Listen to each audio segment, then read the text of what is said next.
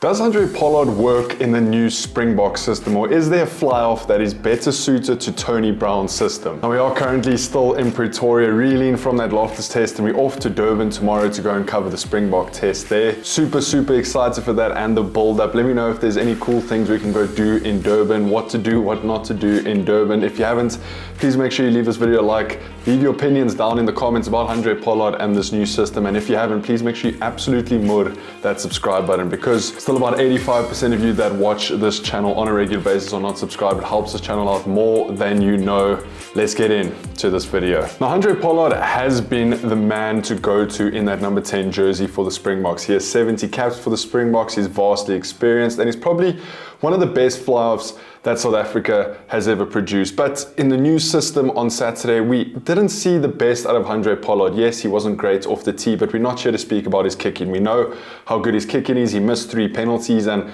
Tony Brown has come out and said that that's potentially because of some fatigue. He hasn't played rugby in over 2 months, and maybe he just needs to get back into the swing of things. Now, this new system that Tony Brown is developing for the Springboks is a lot more attacking minded. We saw that the Springboks kicked a lot less in the test at Loftus. I thought they were going to put up a lot more bombs against Osborne and have Cheslin and Kirtley chasing, just because Osborne plays 12 for Leinster and was on debut for Ireland in that number 15 position. To be fair to him, he had a very good game. But the Springboks strategy changed. You saw less kicking, a lot more balls going wide, which isn't the norm for the Springboks. If you think back to the 2019 World Cup, yes, we ended up winning that World Cup, but everyone had written us off for that World Cup because we didn't have a great build-up, and the team hadn't been together for too long. We had to play very tight, very safe, very forward-based, and a lot of kicking to play that territory game. Rassie Erasmus and the Springboks made it work, and we ended up winning that World Cup. You then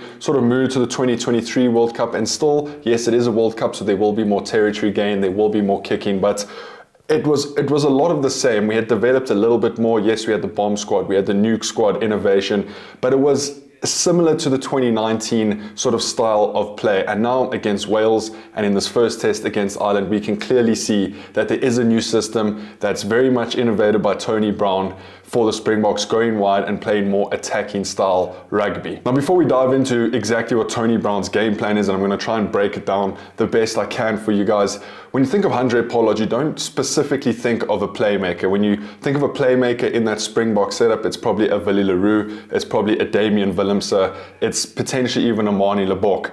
Andre Pollard is known for his BMT, his kicking, he's under pressure, he's very good under pressure. He can slot penalties and conversions from anywhere when the time is needed. He's very good at tactical kicking, but you wouldn't necessarily say he's a running fly-off. He doesn't create that many opportunities with ball in hand. Yes, he puts us in the correct positions, and that plays into the game plan that the Springboks have had for the last 4 to 6 years. But as we can see these times changing, and as I dive into exactly what Tony Brown's system is, maybe let's have this discussion of whether there is a better fly-off, a Sasha, a Manie Lebok, a Sia Masuku, a Jordan Hendrickse. Now, Tony Brown's plan focuses on utilizing mismatches in the midfield by getting the ball wider, by going direct, recycling fast, and then getting the ball out, which I do think the Springboks did a pretty decent job at it. Yes, it's a new system. There were a couple of handling errors. There were players that were potentially in the wrong positions at the wrong time. But as the Springboks start developing the system with the forward dominance and the dominance they get over the gain line, it's going to be very successful, because yes, Ireland did potentially get the better of the Springboks at a ruck time, but when you see the likes of a Siya Kolisi and a Pieter-Steph du Toit sort of in that 13-14 channel, crashing it up, getting it over the gain line, making more space, having that wing come in so that then they can play to Kirtley Arendse, which is exactly what happened with that first try. Siya Kolisi was basically playing outside centre. We had the mismatch, the wing came in, gave the ball to Kirtley Arendse, and then Kirtley Arendse had a very good finish, beating 2 defenders and scoring under the poles. And I think that first try probably shows exactly what the Springboks are trying to do.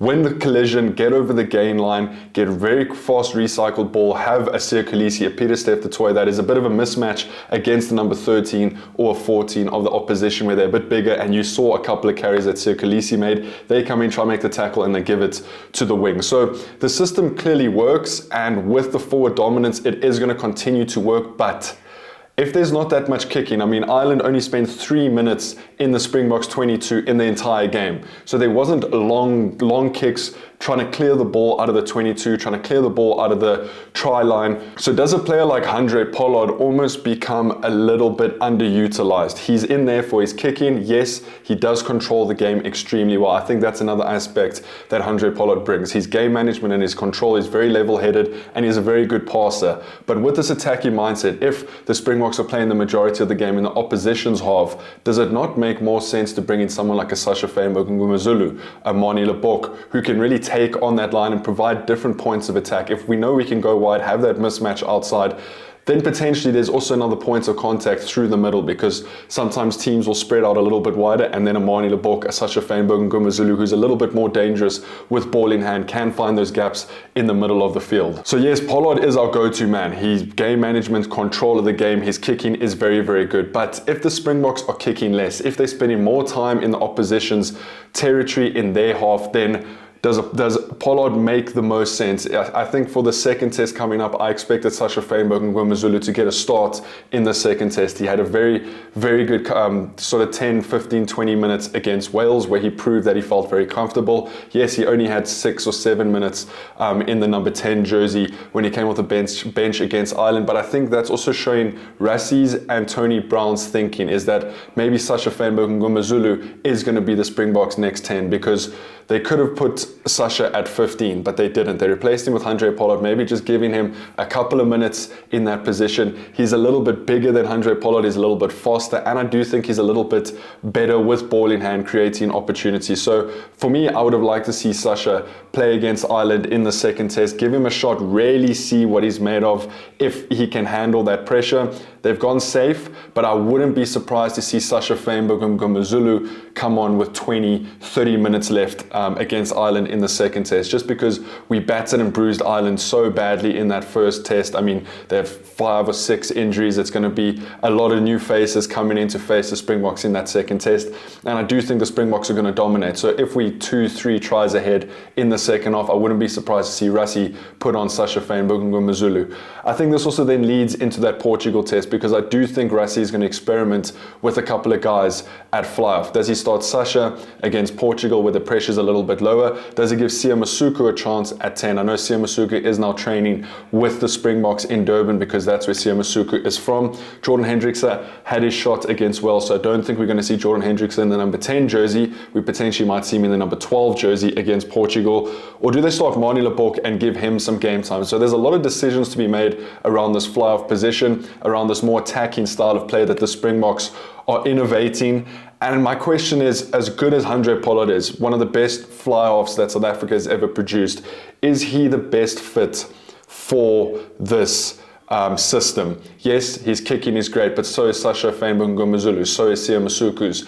Mani Lebok on his day can kick, but in this attacking minded style, are we not trying to score more tries, and therefore should we not have a fly-off that is a little bit more dangerous with ball in hand? Let me know what you guys think. As always, leave your opinions down in the comments, leave this video a like, and mur that subscribe button. I'll see you guys in the next one. Take it easy. Peace.